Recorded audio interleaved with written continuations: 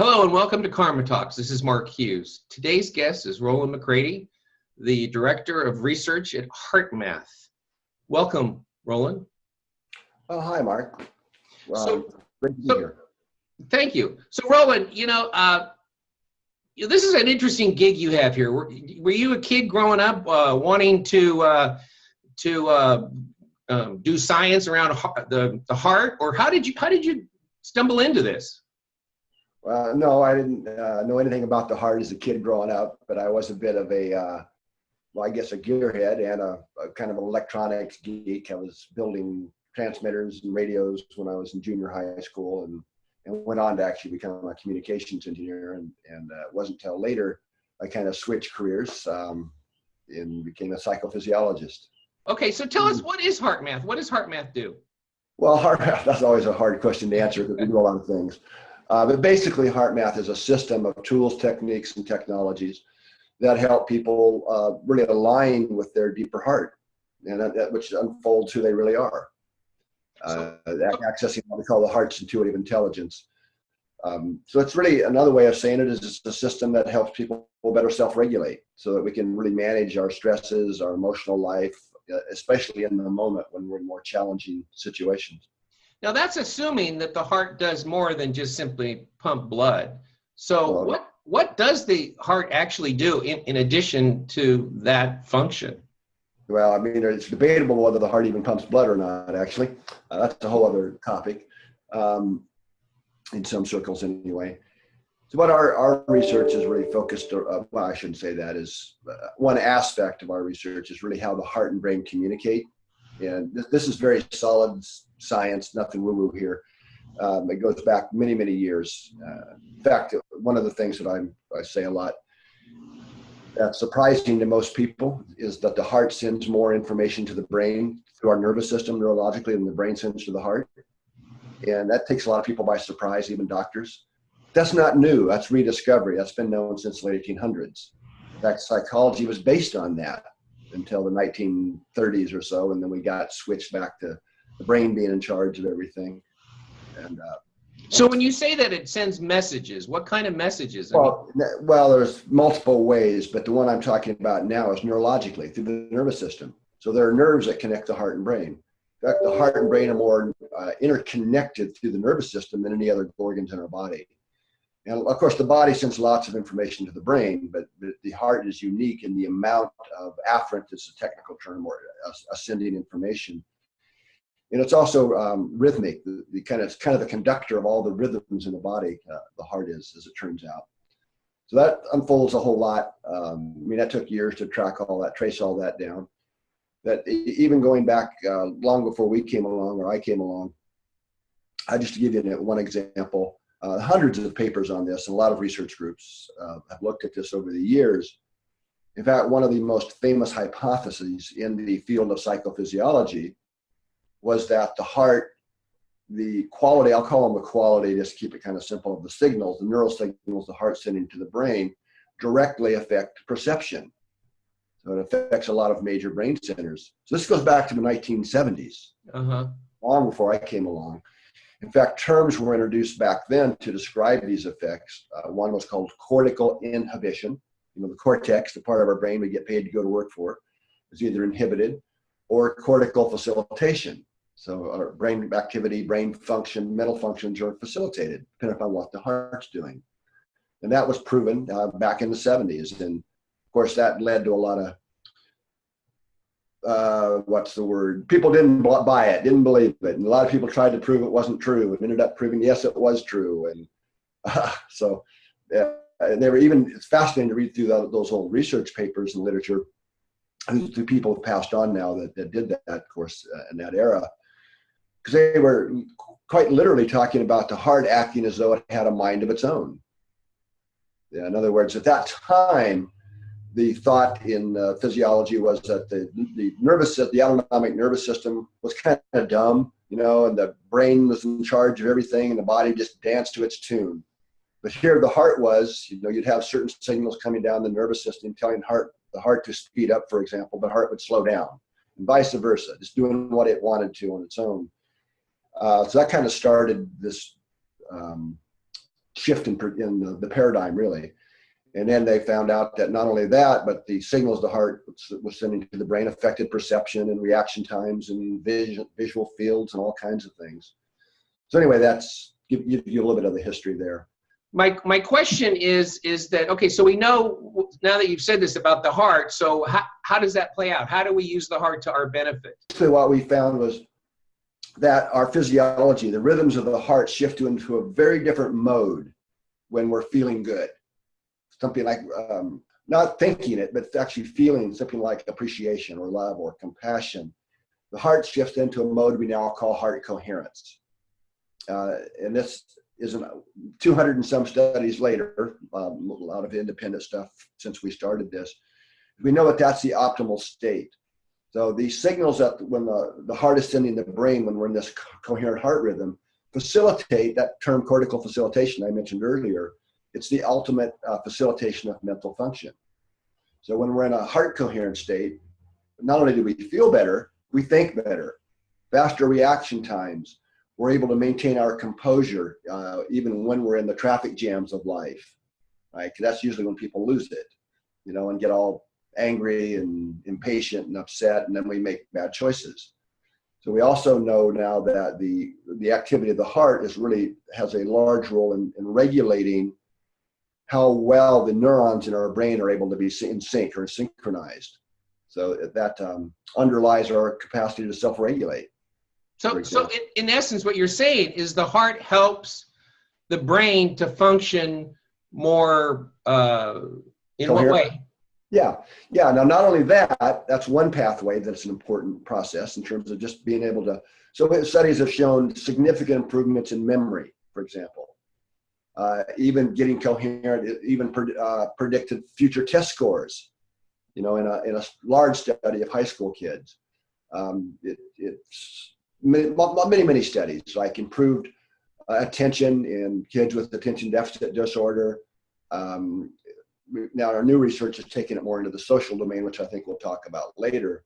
But another pathway I want to just mention, Mark, is that there are direct neural connections from this neural information coming up from the heart into the amygdalas, which is a key part of emotion.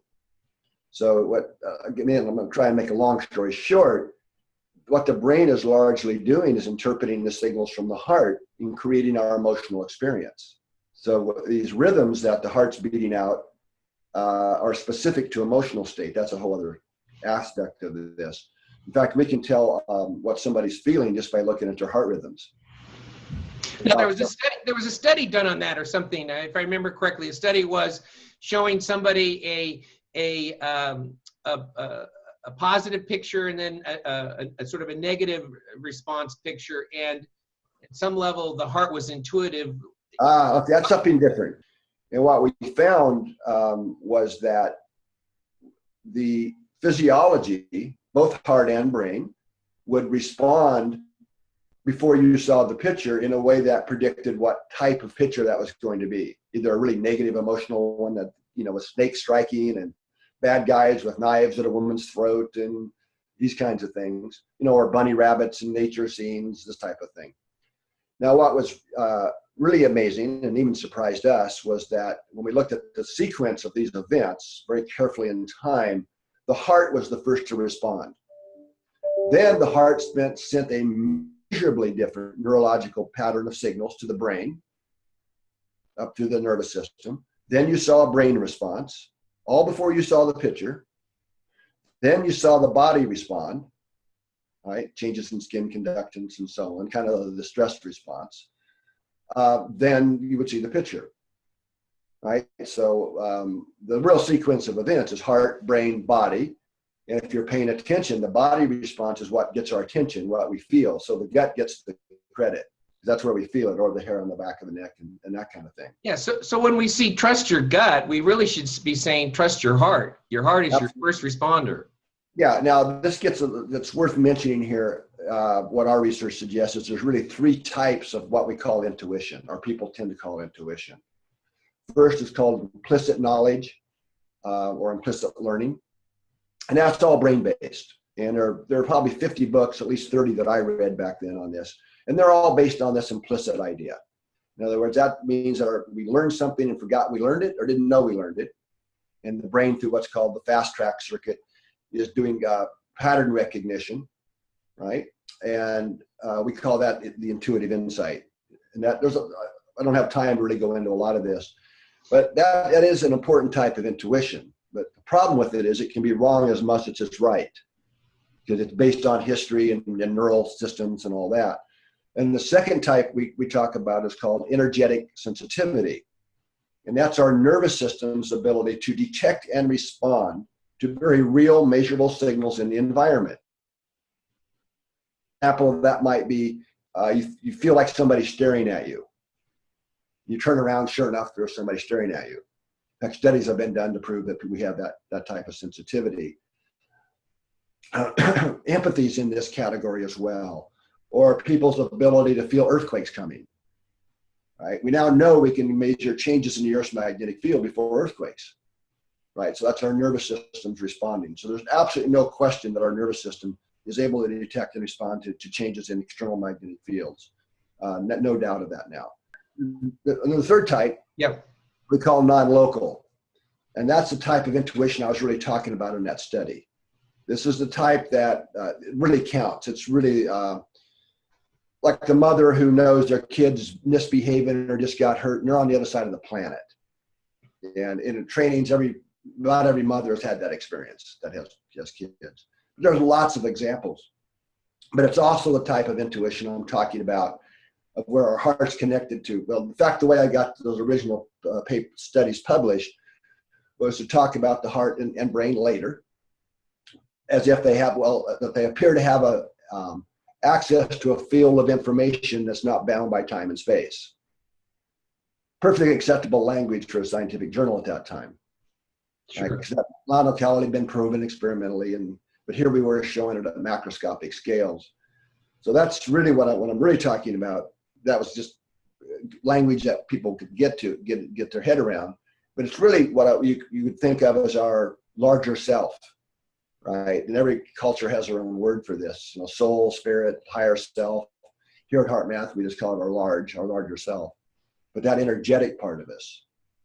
Hope that makes sense. So no, that's incredible. So if we can summarize briefly the benefits of the heart. First, we're talking about the heart has the ability to enhance brain performance. Absolutely. Right. And when we tap into our heart, if we're in a positive mood, we're going to get better results than if we're in a bad mood. Right.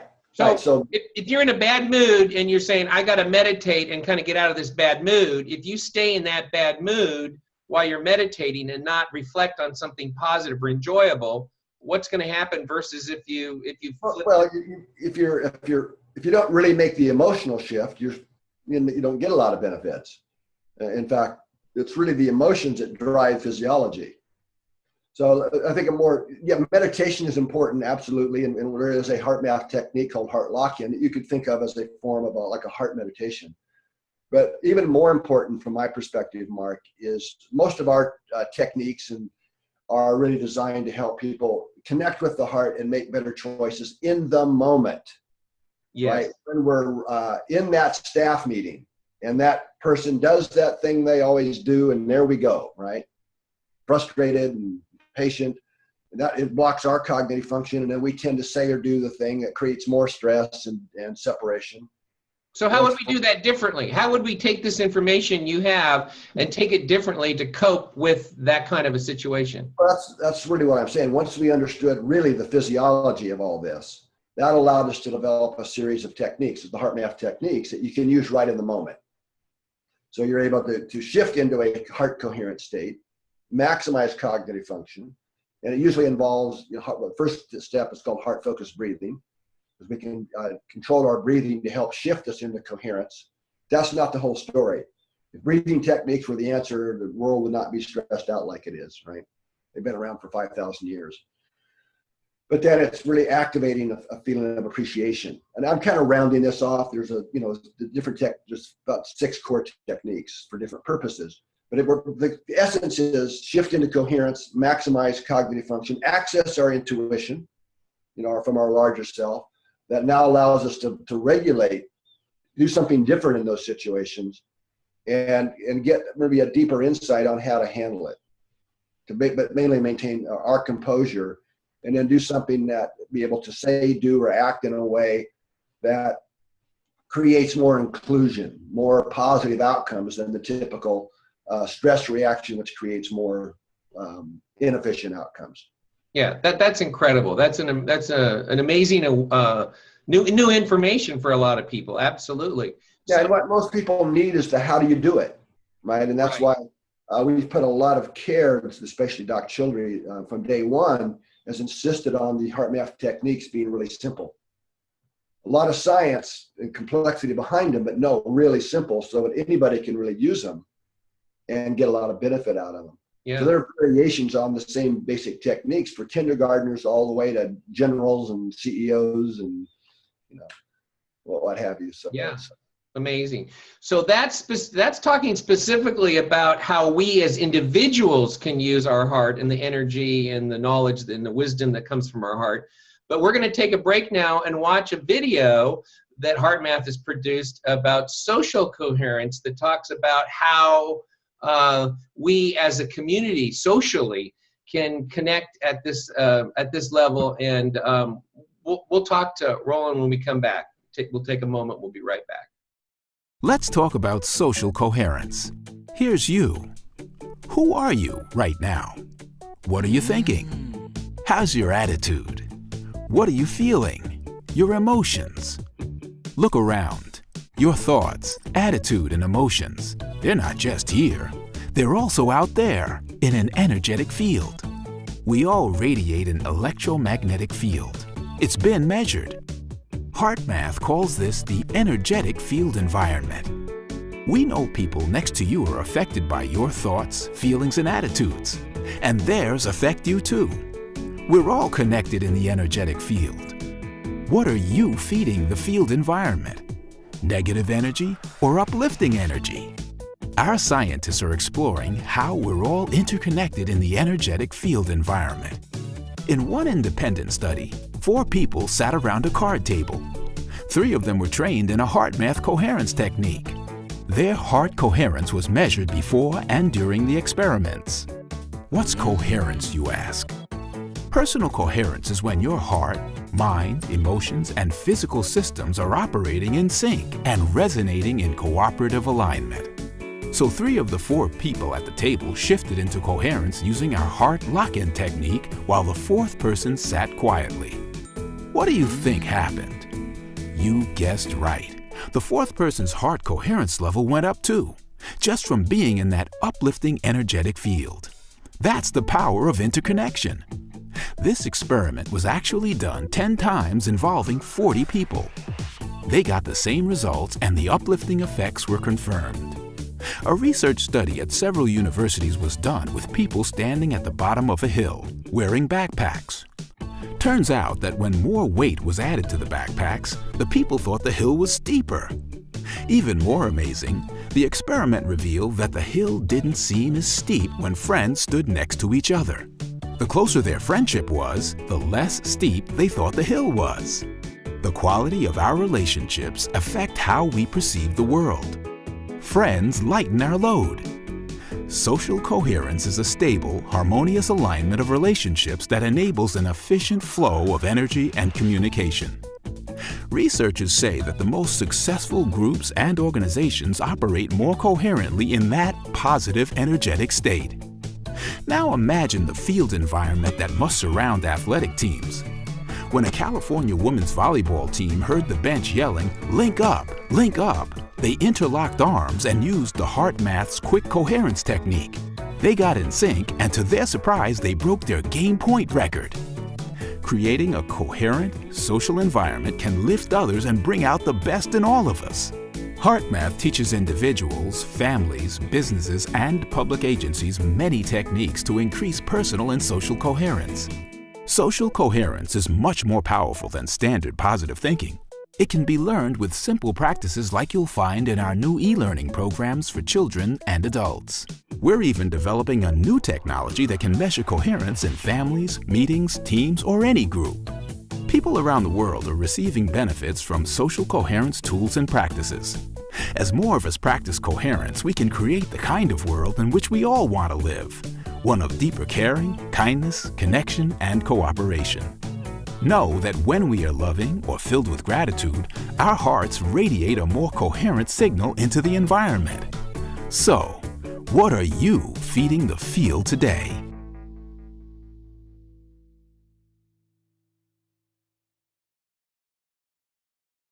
Hi, and welcome back. That was an amazing video. So Roland, talk to us about that, if you will, about how we can use this knowledge to create real change.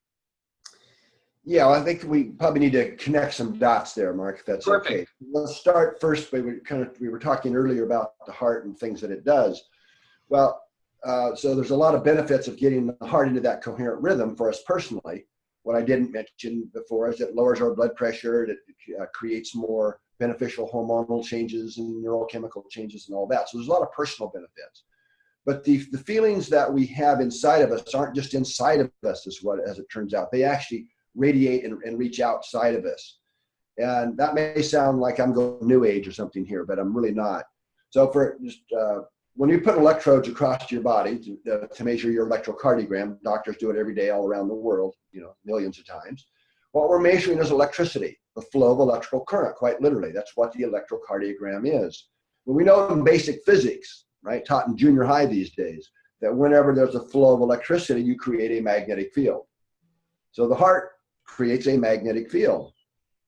And magnetic fields penetrate things. So the field of the heart radiates external to the body. So I'm not talking about an aura here. I'm talking about a measurable magnetic field. You can measure it in a lab, right? And with today's equipment, we can measure that magnetic field produced by each heartbeat about 3 feet from the body. Using that same device, you can measure a brainwave about an inch away. So there's no question that energetically speaking, the heart's the big player here. It's the field that radiates.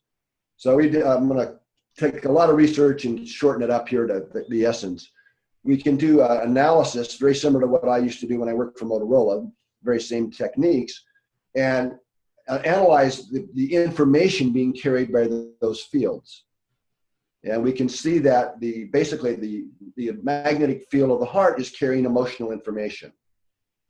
Okay, it's a good analogy for this is how our cell phones work, right? You get your cell phone out, and how does the information, our voice, the text message, right, the photograph we just took, how does it get from our phone to the cell tower and so on? Well, it's being carried by magnetic fields, electromagnetic fields. The magnetic component's why it works inside of a building. So I'm suggesting we work the same way, right? So a number of experiments have been done now where we've got people, in a room together, and we can measure information exchange going on at an unconscious level between people. So we know we're radiating these fields and they're carrying information. We've also shown that our nervous systems detect them and decode them. That's part of that energetic sensitivity of that one type of intuition I talked about earlier. So that's this is all coming from the heart. This is all. Yes. And there's scientific studies and whatever that can substantiate this. Yeah, and if people want to read them and see the data, there's with their thing on the heartmath.org website called Research Library, hundreds of papers there. Perfect. Chapters on this. You can go see the data and the spectrum. So this isn't just a hypothesis. No. This is truly scientific data that's proven that this is actually taking place. Yeah, it's been shown and then replicated in other independent labs. So yes. Yeah. Now, not only that, another study, one of my favorite ones, that was actually a PhD dissertation study, took people around a table, and I'm going to shortcut this. It was a very well done, thought out study, but basically 4 people around a table at a time, 40 people altogether. And 3 of them have been trained how to shift into heart coherence. One was not. That's in the video. Yes. Yes. But, yeah, it's a great study, though, because it showed that when we're coherent, it has a lifting effect on those around us. Right. That field environment we create. Right. And we're doing a lot more on that these days. And our current work is social coherence and how we can lift, in fact, how we interact and can lift others in social context. So, another aspect of our work, to go back to your original question, Mark, was or as it's called, the Global Coherence Initiative. So as part of this, we've put very sensitive, very specially designed magnetometers all around the planet. So these are magnetic monitoring sites that are measuring the magnetic field environment of Earth. But it's different than most of the magnetometers that are out there in that we're measuring, I don't want to be too technical, what are called time-varying magnetic fields, the oscillating fields, the rhythms of the Earth. So we've got sites, one here at our location in California, but Canada, Lithuania, Saudi Arabia, New Zealand, South Africa. Got one, the next site looks like it'll go into Colombia as part of the peace process there. So what I'm talking about here, just to help one aspect to give people a sense of what I'm talking about, is if you think of my fist here as Earth, we've got the magnetic field of the Earth, the geomagnetic field radiates out into space hundreds of thousands of miles. And we tend to, it is a static field, a stationary, a pure magnetic field. That the amplitude of the magnitude doesn't change much. I mean, it does, but it's over hundreds, thousands of years. So we tend to think of it as a static field, you know, what our compasses tune into. But if you remember back in science class when we got to dump iron filings on a glass plate and you put a magnet under it, right? All those iron filings line up in lines and show you the pattern of the field, right? Well, they lined up in lines, right? So those are what are called flux lines. So the Earth's the same way. And think of those like guitar strings, right? And what happens when you pluck a guitar string? It vibrates, right? And it has a resonant frequency or a specific note that it vibrates at. You change the tension, it changes its frequency. Earth works exactly the same way. So what's plucking the strings of the Earth is the solar wind. So the strings of the Earth's magnetic field are vibrating, and that's one of the things, one of several things our magnetometers measure. And as it turns out, what is just absolutely fascinating to me, and I'm shocked that nobody's put this together before, is that one of the fundamental frequencies of Earth's resonant field line resonances, is what they're called, is a frequency called 0.1 hertz. Okay, it's exactly the same frequency as the coherent human heart rhythm. Wow. It's exactly the same. So are you saying that we are in sync with the Earth's magnetic field? Well, I can definitely say we've proven that, actually, in a study that we're getting ready to publish. A couple of studies, one we had to do globally to really prove that. As it turns out, we have a couple new discoveries here. But yes, it turns out that there's different subgroups and types of synchronization. But in general, humanity is synchronized together with each other on a slow wave heart rhythms because we're synchronized to the Earth. It's amazing. You know, we all say, well, on some level, we're really connected and in sync, right? Right. Well, we really are. And we've got new data, just blow away, showing that that's true. But there's also, it's a little more complex than I can go into here. There's three different types of general subgroups of this. And one of the groups, the smaller of the groups, are people who are not in sync with each other or the rest of humanity or the Earth. And that's probably not the group you want to be in. Now, as it turned out, as part of this, one of these larger studies is just doing one of the HeartMath techniques called a heart lock-in, where you get coherent and sustained coherence. In this case, the groups did it, over 100 people, for 15 minutes. That significantly increased the group's synchronization to the Earth, and it had a carryover effect or a lasting effect that lasted over at least 2 days, just from that 1 minute, 15-minute exercise. Now, do they have to be together, or can it just be? Is it just simply that it has to be timed so it's all happening at the same time? Well, in that case, in the research case, they weren't together because we had 5 groups in 5 different countries around the world. Oh, okay. But each group was together, just from a research perspective. But really, Mark, what I'm saying is, anytime we really get into a more heart coherent state, right, we're not only increasing our inner synchronization and our own alignment with our larger self, we're also connecting with the larger Earth field environment and putting more coherence or more love, compassion, appreciation into the field environment that all living systems then are affected by. So the reality is that we do have a conscious choice as to what type of energy we want to put out into the world, be either positive or negative. Well, yeah, well, I would say the goal is to have a choice. I think most of humanity doesn't have a clue that this is going on. Right. And are really just reacting to life's events, in a kind of a lower consciousness way. I mean, we're reacting, we're impatient, we're this or that. So really what I ultimately would say here, and what I encourage the listeners to do, is at the end of the day, ask yourself, what did I feed the field today? Right? Because it really does boil down, it all starts at the individual level, and us taking self-responsibility for our emotional diet, right, and our own energetic system. But it all counts. Now, it's wonderful when we get together and do global prayers or meditations and these type of events. That does have an amplification effect. But we're always connected to and feeding the field environment. So what ratio of the day was I really more caring, being more kind to people, more appreciative of things that, and so on? Or how much did I feed the field frustration or impatience or worry because my to-do list didn't get done soon enough? But I'm saying that all counts, right? So it all really ultimately starts with each individual as part of the larger field environment, taking that self-responsibility and learning how to self-regulate our own emotions. Yeah, it's one of our mottos is good karma is by choice, not by chance. We have to make a conscious effort. And I just read an article that the Pope spoke at a TED Talks just recently and called for a kindness revolution, a revolution of all of us individually stepping out and working to be more kind and compassionate with each other. It's along the same line of what you're talking about. Absolutely. And more groups, I mean, it seems like at least monthly, a new organization is forming to help bring people together to either be more compassionate, more kind, more loving, which is wonderful that's going on.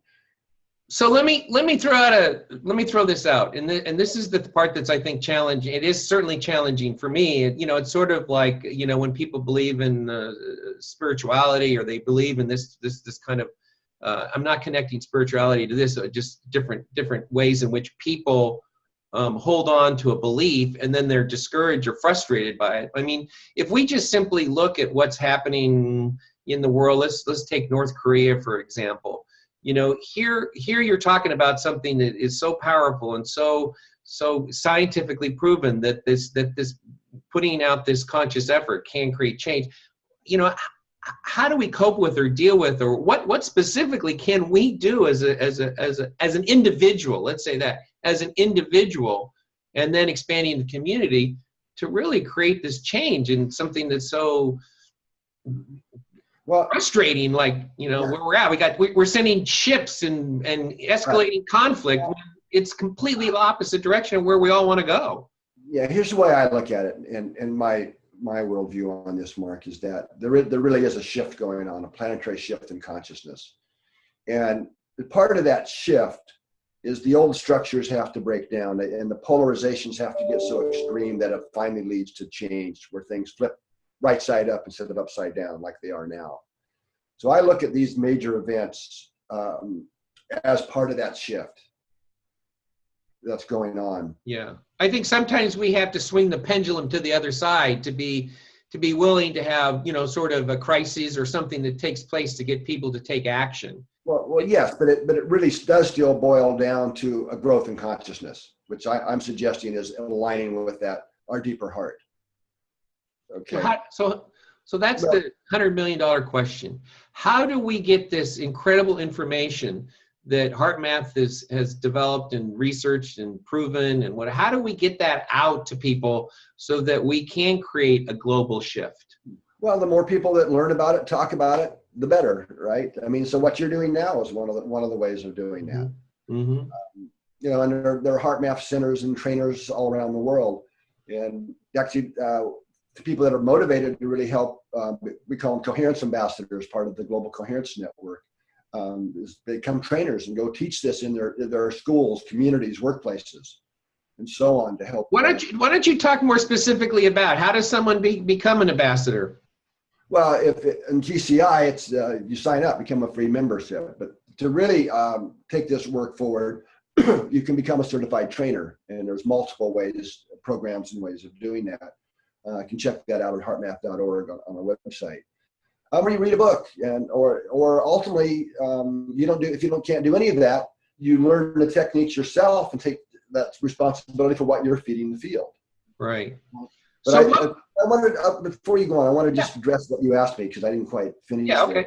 So we got all these stressors going on in the world, and part of my perspective is the game is learning to maintain our own inner peace and composure through this period, right? Because if you can really understand, if people can really see that it is part of the shift, it takes some of the angst out of it for people.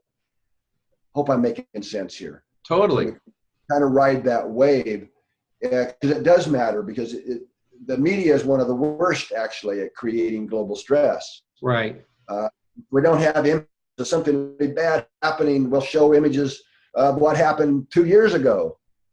I mean, it's crazy. Yeah. That just stirs and fans the waves of fear and anxiety, and that's we got to get through that shift through this period, because we really do have to wake up now, I think, as humanity.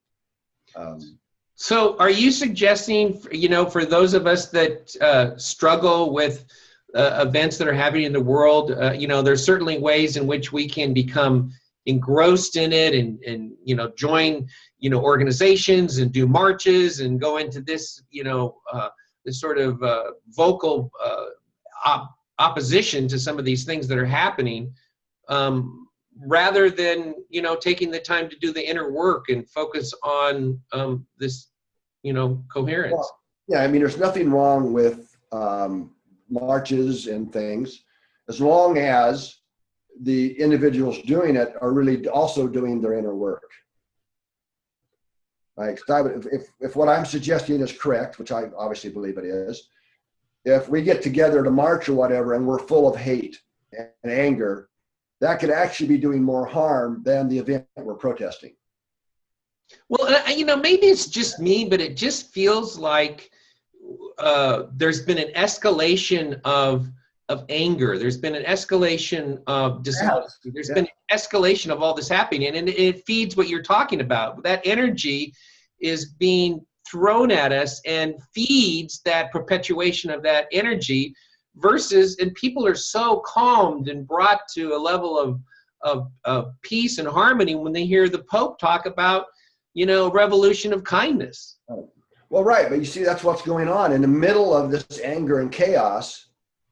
Right in the middle of it, you've got the Pope, right? Or the Dalai Lama talking about compassion, and more groups that are waking up and understanding the things we're talking about. So it's really, if you step back and look, both are going on. Right. There's more of this, like the Pope, and more groups that are forming for kindness and peace than ever before. Right.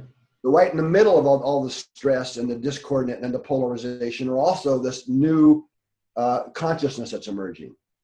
So it's a shift, right? So there's a period of rock and roll we have to go through here. Right. I mean, we've definitely had a consciousness evolution that's been going on for some time. And, I'm a firm believer that, the universe sort of taps us and sort of tries to get our attention and tries to get our attention. And sometimes we don't respond. I mean, most people stand up and go and fight for a cause when it impacts them in a negative way. I mean, that's what gets them off the couch, or that's what gets them going. And in a way, this pendulum swinging to the other side, whether you want to look at Trump or you want to North Korea or Russia or whatever you want to take a look at, that's getting us sort of fired up to say we got to do something. And we need to remember, if I'm hearing you correctly, we need to remember that, if we go out and we do what we can to address some of the injustice in the world, we have to do our inner work. We have to do the work to be the foundation. It's sort of like when you walk into a room and someone's had an argument, you feel that negative energy. When you walk into a room and somebody has been, it's been joyous and playful, you feel that. So we have to make a conscious choice to, embrace that harmony and that joy and that peace in order for it to energetically, as you say, as we're connected with the earth and we're connected with individuals to make that happen. Is that, yeah. Well, it's exactly what I'm saying. And I don't want this to come across like I'm saying that we shouldn't take action. because care is love in action. Right. So this is not about set back in a cave. No, we do need to be active in the world and dealing with the things that we can that come up, whether it's an injustice or whatever. But it's really doing it from a place of deeper care and understanding rather than a place, and a passion for wanting change, right? But that's out of care and understanding what's going on rather than anger. Because I really am saying that if we do it out of hate and anger, that very likely is creating more of what we don't want in the world than the event we're going to protest on. Correct. Perfect. That is great. We're perpetuating it. Yeah, right. Right. So if I'm correct, hasn't HeartMath done some work with the military? We have, yes, we've done, we're actually doing a lot now with law enforcement. Okay. The organization as a whole that really needs some help right now. What's the possibility of getting it into our educational system in the early years? Is that? Well, there's a lot of that. There's a few thousand schools that teach HeartMath in schools. I don't know the numbers. That's not my division. Right. But we do a lot in education, all the way from kindergarten through college. But in law enforcement, we're really helping the officers learn to maintain their composure. Is really what's needed there. And that's really, you can think about that, and whether it's law enforcement or emergency workers, it's really how to be in the moment, how to be maintain that inner composure where we really are aligned with who we really are. So are you saying that you're actually working with law enforcement officers to literally, when they get in a controversial situation, to tap into their heart and go to their... Yes. Fabulous. Fabulous. That's incredible. I just want to thank you so much and thank HeartMath. You guys are doing phenomenal work. I'm a huge fan. I support you 100%. Thank you for taking your time to be here today, and wish you all the best, and just keep going and making sure we get this message out to as many people as we can. Well, thank you for doing what you do and all your kind words, and everybody take care. All right. This is Mark Hughes saying goodbye with Karma Talks, and join us next time. We appreciate you joining us. Thanks. Bye.